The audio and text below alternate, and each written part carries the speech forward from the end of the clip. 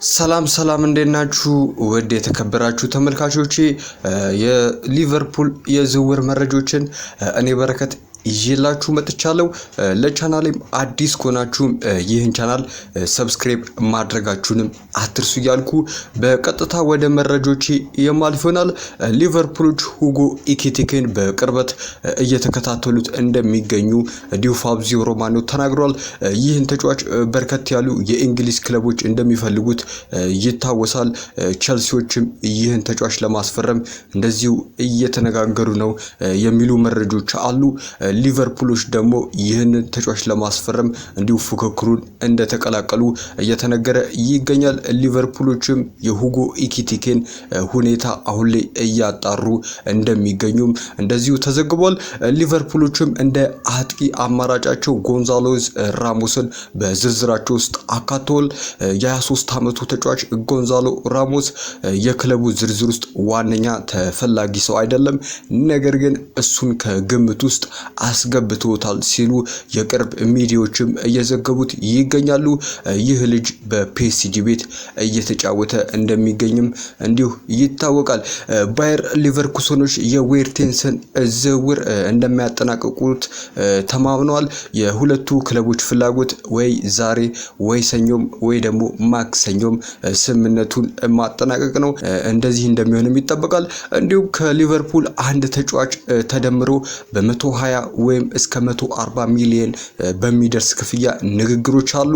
ሁለቱም ክለቦች ከስምምነት ለመድረስ ቅርብ ናቸው። ዌርቴንዝም ለሕክምና ምርመራ ፍቃድ እስኪሰጠው ድረስም እየጠበቀ እንደሚገኝም እንደዚሁ እየተዘገበ ይገኛል። ሊቨርፑሎች የጆን ሄንቲጋን ተተኪ ለመፈለግ አዲስ ረዳት አሰልጣኝ እንዲሁ ለማስፈረም ስራ ጀምሯል። ሞሬ ፒሲክ፣ ኢቶን ሬኒ፣ ዴሪክ ኪዩቲ እስካሁን ከስማቸው ከሊቨርፑል ጋር እየተያዙ የሚገኙ ምክትል አሰልጣኞች እንዲሁ እየተነገረ ይገኛል። አልናስሮች ሉዊስ ዲያዝን ለማስፈረም እያደረጉት የሚገኙት ጥረትን አሁን ላይ አጠናክሯል። እንዲሁ ሊቨርፑሎች ምናልባት ይህን ተጫዋች በዚህ የዝውውር መስኮት ሊያመልጣቸው እንደሚችል እንደዚሁ እየተነገረ ይገኛል። ባርሴሎናዎችም ተጫዋቹ ላይ ፍላጎት አለው፣ ነገር ግን እንዲሁ ሊቨርፑል እንደሚጠይቀው ገንዘብ ይወስናል ሲል እንዲሁ ፋብሪዚዮ ሮማኖም ተናግሯል። ሊቨርፑሎችም በዚህ ክረምት ኒኮ ዊሊያምስን ለማዘወር እያጤኑ ነው።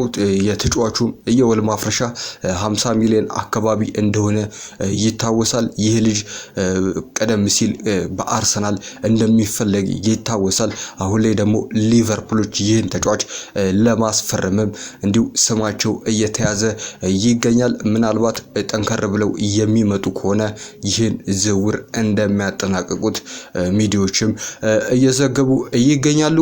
ውድ የተከበራችሁ ተመልካቾቼ የሊቨርፑል የዝውውር መረጃዎችን በአጭሩም ቢሆን እኔ በረከት አስመለከትኳችሁ።